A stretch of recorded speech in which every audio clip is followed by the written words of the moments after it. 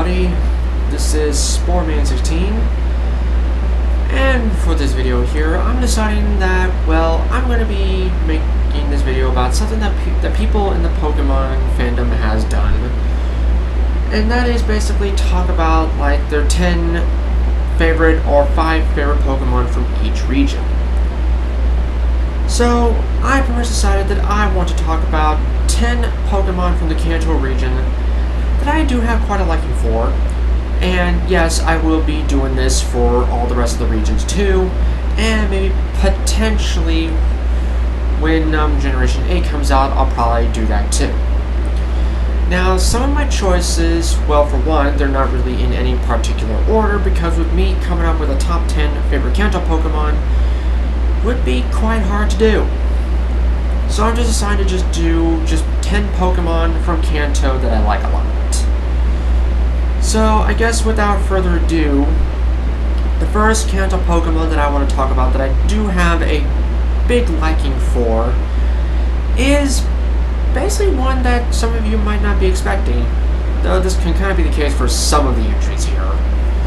But the first one I want to talk about is basically the Pokemon that was owned by Jessie from Team Rocket back in the days of the early Pokemon anime. And that is Arbok.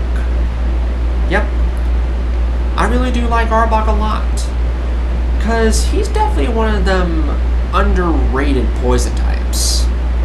Now, I know that poison isn't exactly my favorite type. Poison is rather mid-ground for me. But when seeing Arbok, I just can't help but love it, because for one, Arbok is basically based off of my favorite snake of all time, the King Cobra. And I just love the patterns that he has on his body, though I kind of would have wished that back in his Gen 1 sprite that he had like those black straps on his back. I would have liked if he would have kept those, but that's all fine. And I really felt like Arbok could have been one of those Kanto Pokemon that I kind of felt like he kind of deserved a Mega Evolution, but it is what it is. And when talking about shiny Arbok, some people may not like the coloring, but I do. Basically, taking a purple colored Cobra and making it more into a gold color with some blue is very nice. Though one change that they did do in terms of recent iterations of shiny Arbok was that earlier, when shiny Arbok had the inside of his mouth blue, they decided to change it and just make it look more natural coloring. Though that didn't really deter me from not liking shiny Arbok. I basically like the concept of a gold colored King Cobra. And yeah, I would like it if Arbok did have a bit more praise to him, but it is what it is. And for those of you who are watching this and seeing that, why am I using the shiny sprites for this, is because, well, I pretty much fully admit that I'm just obsessed with shiny Pokemon at this point, so that's why I'm using them. So yeah, basically overall, I really like Arbok. I wish he was a better poison type, but what can you do? So, next Pokemon that I want to talk about is another Pokemon that I really feel like he doesn't really get much love as I want him to, and that is Kingler. Yep, it's Kingler. So why do I like Kingler? Well, for one, he's just a really cool looking crab Pokemon. And also, on a little personal thing, I guess, is that my zodiac sign is Cancer the Crab. So, seeing this really cool crab Pokemon, and knowing that my zodiac sign is Cancer the Crab, but really in general, I just like crabs. And just seeing Kingler with that really big pincer is just really cool. And the fact that he has a really good attack stat. I mean, seriously, go take a look at it. Its attack stat is huge. Now, the thing about it is with Arbok that people really get turned off by is his shiny coloring. Because originally, regular Kingler is like a reddish-orange color. But what they did for the shiny is take the reddish-orange color and make it into a somewhat dull green color. And I'd be the one to say that green shinies are without a doubt the most hated kinds of shinies. But I mean, some Pokemon actually look really stinking good in green. Because you got Grimer, Muk, Zubat, Golbat. They're just basically like just prime examples of good green shinies. And Kingler doesn't look half bad in green, even if it is a dull green. But, well, there's not really much else to say. It's just Kingler's a cool looking crab Pokemon. I love Giant Pinsir. Love his attack stat, and his shiny is not that bad.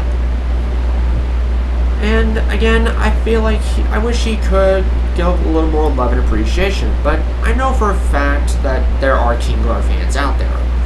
And really, to be quite honest, there's probably like a decent amount of Pokemon fans who just... Okay, what I was saying is that I feel as though that every Pokemon in the franchise does have some fans. Maybe not a lot to some, but they're out there. So, yeah. Basically, I really love Kingler. More than some people do. So, basically coming to number 3 is, well, a more fan favorite Gen 1 Pokemon. And that would be Nidoking. Yep. I know for a fact that there are a lot of people who do love Nidoking. Because for one, he is just one of the coolest designed Gen 1 Pokemon. Like, you can't deny. It's just the fact that he's just so spiky, has a really intimidating face.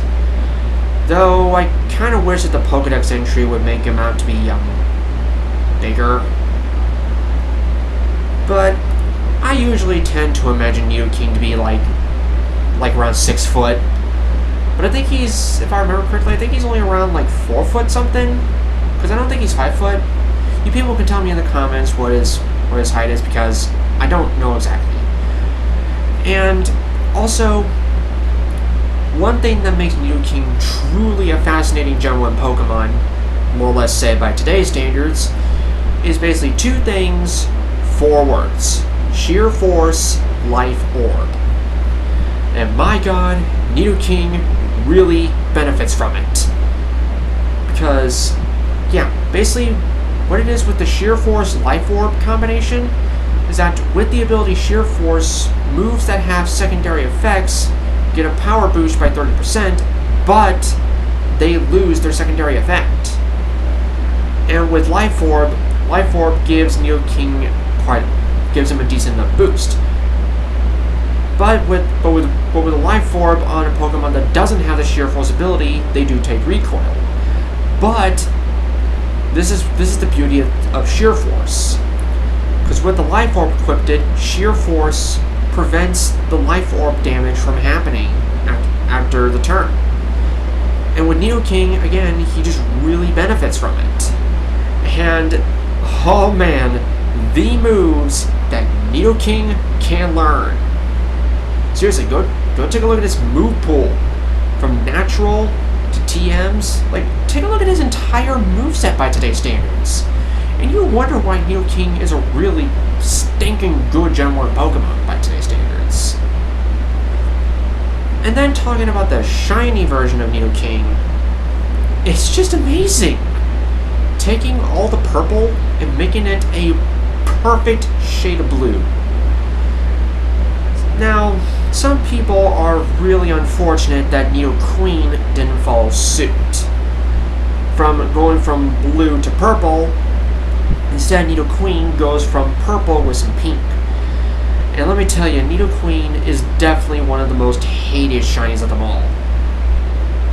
And honestly, I don't really think shiny Nidoqueen is that bad. Okay, I'll be one to admit that when it comes to shinies, the shinies that are almost similar to the regular colors, I will admit they are bad. But all the others, I feel they're just fine, and I do like them. But yeah, overall, Nidoking, really stinking good Gen 1 Pokemon by today's standards. Yeah, just make sure he has the right nature, make sure he has sheer force for his ability, slap on a Life Orb, and boom, you got a wrecking machine. Anyway, moving on to Kanto Pokemon number 4, and this one will most likely surprise a lot of you people, but I want to give some love and appreciation, or should I say I have been giving love and appreciation to Raichu. Yeah, I really like Raichu. Why? Well, because of the fact that practically everybody and their grandparents love Pikachu so much. I just really feel sad for Raichu, knowing that he just completely gets overshadowed by his pre-evolution. And Raichu is, well, of course, Pikachu, but better. I mean, yeah, Raichu is not the best electric type around, but at least he can do something. And yeah, I mean, Game Freak tried to put the spotlight on him by giving him his Alolan form, but once again, they just give more attention to Pikachu, that in Gen 7, that they gave him not 1, but 2 exclusive Z moves. One being Catastrophica, and the other one being used by the Ash Hat Pikachus, which I'm just gonna say this right now, those forms of Pikachu, I feel like they are just kind of irrelevant and shouldn't exist. I was fine with the cosplay Pikachus back in ORAS. I was fine with those. But then seeing these forms of Pikachu with just wearing different forms of Ash's hat was just so irrelevant, so unnecessary. And giving him another exclusive Z move just because of that? Come on! Well, I guess at the very least, at least Alolan Raichu got his exclusive Z move, and it's pretty cool. But yeah, I basically like Raichu's design, because I just love the long tail. I feel like his body structure was just perfect. And he just needs more love. Give this big old rat some love. He needs it. And we're talking about shiny Raichu. I will definitely say it is an improvement over regular Raichu, taking the bright yellow and making it more orange colored. I definitely like that. So overall, I really do like Raichu. Not the best electric type, but I really feel like he is a Pokemon that I really feel like he needs more love and appreciation. Even though the fact that he will just forever live in Pikachu's shadow. Don't worry, Raichu. We Raichu fans are out there for you, and we're cheering you on. Anyway, next Pokemon in line is, well, yet another electric type, but it is my legendary of choice for the Kanto region, and that is the legendary bird Zapdos. What is there to say about this Pokemon? First of all, amazing design. Making it show like he could just go zipping around the stinking place within like seconds at a time. And not to mention, well, let's be honest here, he's really the best out of the 3 Kanto birds. I mean, Articuno and Moltres can still do something, but Zapdos is just a league above the other 2. Because he was the first really good electric flying type Pokemon. That is until Generation 5 and Thundurus came around, but Zapdos was still good. Even still competitively by today's standards, Zapdos is still good. Because every generation minus 5, Zapdos has been an OU. He was just that good. And the fact that also that I believe in Gen 4, when a certain pseudo-legendary debuted, Zapdos paired really good with that Pokemon, and that Pokemon was Garchomp. Because the thing of it was, both of their secondary typings made them immune to the other's field attacking move. Like basically, if Zapdos used something like Discharge, Garchomp would not be affected because of Garchomp's hard ground typing. And then Garchomp can spam Earthquake all willy-nilly because with Zapdos being a part flying type, he's safe from Earthquake. So, seriously, it's like Zapdos is just really stinking good. Now, when talking about shiny Zapdos, I mean, he definitely falls under the case of his shiny colors being pretty identical to his regulars, which I said earlier, I can understand why nobody likes them because they're just considered lazy, and unfortunately I do agree. But with shiny Zapdos, I feel like it just kind of works. Just taking all of his coloring and just make it more saturated, I just feel like it works. Sort of. And yeah. And also back like in the early days of Pokemon Go, where you had like the Team Mystic, Team Valor, and Team Instinct, I was Team Instinct, or I would have been Team Instinct because, well, I just love Zapdos so much. But what else is there to say? I just love Zapdos. I love his design. His shiny's not the absolute worst, and he's just that really stinking good competitively. What else is there to say? Zapdos is just a cool legendary. So, moving on. So we are about halfway through. Next Pokemon I want to talk about is, well, a really true Gen 1 fan favorite. And that is none other than Gyarados. Yep, I really love Gyarados. Because, I mean, he's basically... He's basically just a big destructive serpent.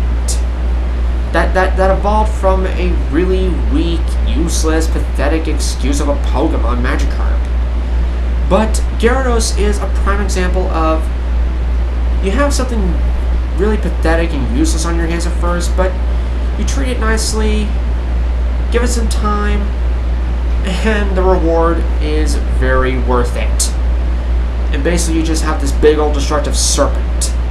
And let me tell you, Gyarados can still be able to hold his own competitively today. I don't know how much, but I know he can still hold his own. And not to mention that Gyarados was one of the selected Kanto Pokemon to receive a Mega Evolution. And well, let's just say, I love the design of Mega Gyarados. He just looks that much more menacing, more intimidating, and showing that he could be able to destroy a city within a matter of minutes. And, oh man, the shiny version of Gyarados. Just taking all that blue and making it red. And making his underbelly a bit more of a beige color by looking at it today. Now, some people kind of don't like Gyarados because of the fact that he was just, you know, a free given shiny. But you have to take into consideration that consider the fact that shiny Pokemon were first introduced in Generation 2. So they had Game Freak decide to do something to kind of promote the fact that shiny Pokemon are a thing. So they decided to create an event within the Gen 2 games, the originals and the remakes, to have basically the area was known as the Lake of Rage, where you have to fight a wild shiny Gyarados, which is said that the reason why the Gyarados was red in the first place was because Team Rocket basically forced a Magikarp to evolve when it wasn't ready to. And thus, because of that forced evolution process, the Gyarados stayed red upon evolution. But regardless of that, well, you also have to kind of think about it that a red Gyarados does make sense because considering the fact of how angry Gyarados can get. And basically, when you do see people get really angry, you see their faces turn red. So with Gyarados being red as a shiny makes sense. Because he's basically angry all the time, I guess. Or I should say most of the time. And making it shiny red just works. But yeah, overall, Gyarados is a really cool Pokemon. Love his design. Love the design of his Mega. Though the thing that people have with a problem with Gyarados is that it's because of his typing. Basically, Gyarados' typing is water flying, even though a lot of people within the Pokemon community really want Gyarados to be a water dragon type. And when they were seeing Mega Gyarados for the first time, maybe they thought right then and there that Gyarados was going to be a water dragon type. Because they pretty much thought that, well, since Charizard, when Megazord X got revealed, that Megazord X became a fire dragon type. Maybe they had high hopes of Mega Gyarados being a water dragon.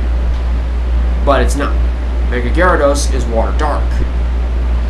And yeah, I would not be surprised that even still to this day, people still complain about Gyarados not being a water dragon. But I'm not one of those people. I'm perfectly fine with Gyarados being water flying, even though that's pretty much, yeah, hello, quad weakness to electric, but that's all fine and dandy. I just love Gyarados. What else is there to say? So, moving on to the next Kanto Pokemon line is basically one of the fossil Pokemon. And the one fossil Pokemon that was my favorite for quite a while. And that fossil Pokemon is Aerodactyl. Yeah, I really love Aerodactyl. Now, I know some people, well, not many people say this, but I have heard some people say that they wanted Aerodactyl to be a dragon type. But it really wouldn't have made sense for Aerodactyl to be a rock dragon type. Just wait until Generation 6 and then you'll get it. But yeah, Aerodactyl was perfectly suited to be a rock flying type, because consider the fact that Aerodactyl is basically a pterosaur. And interestingly enough, back a few years ago, paleontologists actually discovered a new species of pterosaur, and they decided to name that new species of pterosaur after Aerodactyl. I don't remember the name of it. I might put the name up on screen if I can find it. But yeah, that was really cool. Basically, a real species of pterosaur named after Aerodactyl. Please excuse the talking going on in the background if you guys can hear that, because that's basically my sister going on right now. Anyway, why do I like Aerodactyl? Well, first of all, design-wise, really stinking cool. For some reason, I just love his big old underbite. And also the fact that when he got his Mega Evolution, I really liked it too. Because, like, you know, like all the rock spires that come out of him. And seriously, that big old rock chin spike. I just love it so much. Even though some people kind of associated with like Diablo or something, I don't know really. But yeah, and the fact that Aerodactyl gained the ability in Tough Claws was pretty cool too. Though, not everybody's a big old fan of Mega Aerodactyl for what he became, but I didn't really mind. Now, we're talking about Shiny Aerodactyl. It's decent. It's a decent enough shiny. Basically, making him like more of a pinkish purple color and giving him blue wings. It's not bad. I felt like they could have done better, but it's still not bad. And actually, when I did play Pokemon Let's Go, I just wanted to use Aerodactyl all over again, and he did get the job done in some places. But yeah, overall, Aerodactyl was basically my fossil Pokemon of choice, and he was my favorite fossil Pokemon until, well, Generation 6. Which, well, I'll tell y'all who took that title from him once I get to that generation. But yeah, if I was ever given the opportunity to use an Aerodactyl on my team, I would have some good consideration of doing so. So yeah, really love Aerodactyl, really do. Alright people, we're coming near to the end of the list with number 8, which is that of Scyther. Yep, really do love Scyther. Even though there would be some people who would prefer its evolution over Scyther, but what can I say about Scyther? One, he's pretty fast, and he can hit pretty decently hard. The fact that his design is just wow. Is the fact that he looks somewhat like a humanoid mantis. And the fact that he just has giant blades for hands. And only a few other Pokemon have that. Like Kabutops and Garchomp. Only those kind of Pokemon have single blades for hands. And just seeing how Scyther was in the anime was really cool. Which can also be said for almost all the other entries that I've talked about thus far. And I just don't know what else to say. Scyther just has a really cool design. He's able to hit decently hard. He can hit really stinking fast. And sometimes Scyther can be seen as a rarity in terms of encounters. Now, in terms of shiny Scyther, I felt like they could have done better with shiny Scyther. Because what they did is that they took the green, made it darker and I think a bit more saturated. They took the beige parts of his body and made them more into either like a deep pink or a magenta color. Which I will be one to admit is not the greatest choice, but it's still alright nonetheless. So, yeah, that's all I can really say about Scyther. He's a Gen 1 fan favorite. Love the design. I like his stats. His evolution's not that bad, but I always prefer Scyther over Scizor. That's all I really have to say, because you can have benefits from using either Scyther or Scizor. So, yeah. So coming up second to last is Rhydon. Oh boy. What is there to say about this big brute? First of all, Rhydon, along with Nidoking and a few of the others, are one of the coolest designed Pokemon in Kanto. And also, as a little added trivia for those of you who don't know, Rhydon was actually the first Pokemon ever designed. Yeah. You can be able to find sources that will tell you this. That Rhyhorn was the first Pokemon ever designed and created. Boy, did they start off strong. I mean, yes, Rhydon, I mean, he does have his competitive uses, along with all the other entries. But with Rhydon, there was something really cool that I liked about him. The fact that he is a case of a Pokemon that can be able to take physical hits really good and dish back just as hard, if not harder. Because basically, if set up right, Rhydon can hit like a truck. I mean, not so much as say his evolution, but oh boy, Rhydon can hurt.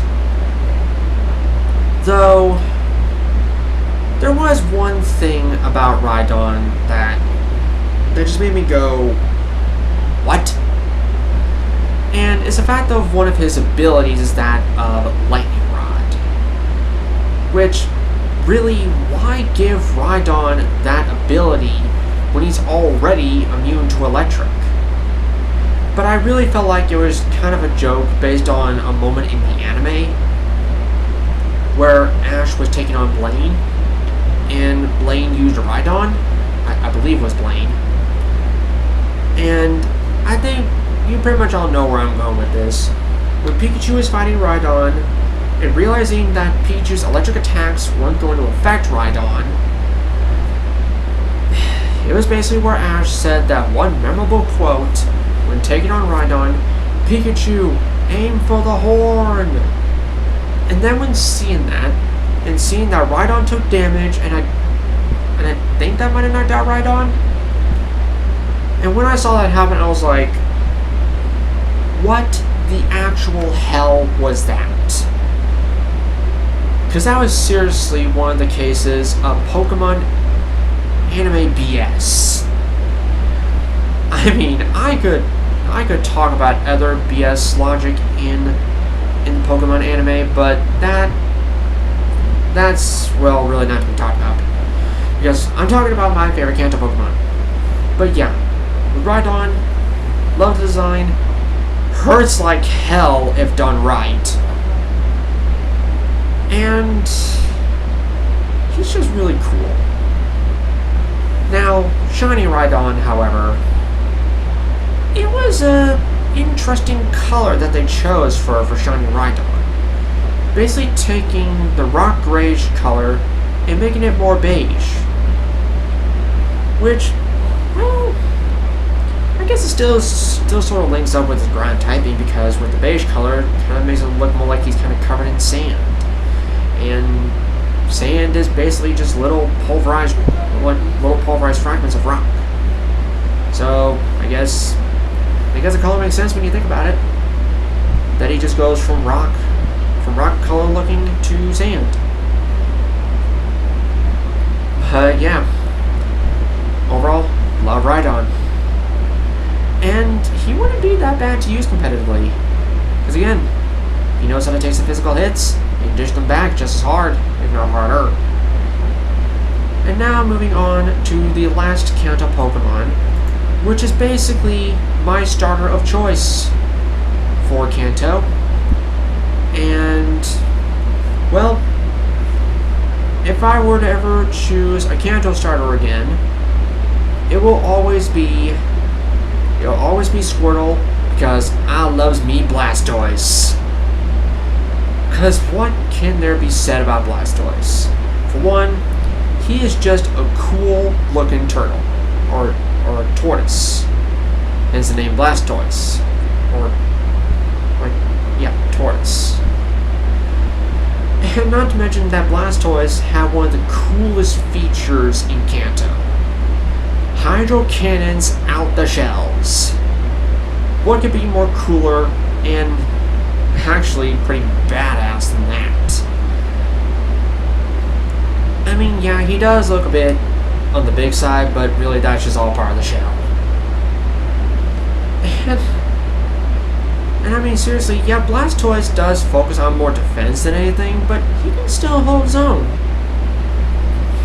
And the one thing that I really liked about Blastoise was in the anime, where Ash, Misty, and Brock went to the island of the Squirtles and Wartortles, and their leader was Blastoise. And then basically at the climax of the episode, where Team Rocket came in with their Gyarados submarine, which for some reason was able to deploy tank-like treads. And then when Blastoise waking up after Ash's Jigglypuff and Squirtle unleashed a combined attack to try and wake it up, because the fact that Jigglypuff was sleeping inside of Blastoise's cannon. After Blastoise waking up and realizing that his gang was in trouble, what he basically did was just stand in front of the Gyarados sub, basically stopped it dead in its tracks, and with his strength was able to push back the Gyarados sub while the Gyarados sub was just still going full frontal assault on it. That right there was just awesome, showing Blastoise's physical strength. And then basically just taking one of his arms and busting one of the robotic arms on the Gyarados sub. That just showed how cool Blastoise can be. And not to mention competitively, Blastoise can be able to do something. Now, why I have not mentioned much of the competitive aspect of these Pokemon is because, well, I am no competitive battler. Because I actually tried playing Pokemon a bit more competitively by doing online battles, and, well, basically I sucked booty. I was terrible at online battles. But regardless of that, Blastoise will just always be my Kanto starter of choice. Now, I know I've already talked about my 10 Kanto Pokemon that I like, but there is one that I do want to mention. And that would be my other Kanto starter of choice if I didn't want to choose Blastoise, and it would be that of Venusaur. Like, yes, I actually like Venusaur. Why? Because, I mean, for one, he's not that ugly. I mean, yeah, he's not like no Gardevoir or Milotic level of beauty. Yeah, he never will be. But Venusaur just has something to him that just makes him cool. Because for one, his shiny variant is pretty cool. I love his Mega Evolution, and the fact that both abilities that he gets in both regular and Mega Venusaur are very beneficial to him. Because Venusaur's ability being that of Chlorophyll, and his Mega ability being that of Stick Fact. They're both pretty beneficial to him. And just having a Chlorophyll Venusaur is just really cool, because with Chlorophyll is that, like, basically, if Venusaur was in the sunlight, Venusaur's Chlorophyll ability will make his speed double. Yeah, basically take Venusaur's speed and double it. Yeah, Venusaur will hit quite fast now. And then with his Mega ability in that of Stick Fat, really helped him out. Basically negating two of Venusaur's main weaknesses in Fire and Ice. And you just gotta love the design of Mega Venusaur. And that's why I've just grown to love and appreciate Venusaur. So I guess I could pretty much say that this would be a top, or pretty much be a 11 Pokemon of Kanto that I like a lot. And also, before I forget, want to also mention about Shiny Blastoise. I mean, they definitely chose some interesting colors for Shiny Blastoise. Go with like a deep dough green with some purple. It's quite the interesting combination. And making his like his lower jaw and the bottom of his shell more of a beige color is not bad. And also when talking about Mega Blastoise, it's like just make him bulkier, give him a tougher shell, give him longer arms, and yeah, just take the two Hydro Cannons on his back, place them on his arms, and then just give him one big old massive one on his back. But the one thing that would have been pretty cool, that when Mega Blastoise was introduced, and that he does like a move like, say, Hydro Pump or Dragon Pulse, it would have been so freaking cool that Mega Blastoise had like this custom animation where he would like maybe get down on his hands and knees and shoot the Hydro Pump or Dragon Pulse out the big cannon on his back. That would have been really cool. But it wasn't meant to be. So that was a little sad, but I got over it. But yeah, overall, love Blastoise and Venusaur. And yeah, sorry Charizard fans. I will say I don't hate Charizard, but it's just Charizard will never be my Kanto Pokemon choice for a starter. It's just either going to be Blastoise or Venusaur. That's really it. So, there you pretty much have it, folks. The 10, or in this case, 11 Pokemon from Kanto that I have a big love and appreciation for. So, thank you all so much for watching, and, well, I'll be seeing you guys when I talk about the basically 10 Pokemon from the Johto region that I have a love and appreciation for. So, see you guys then.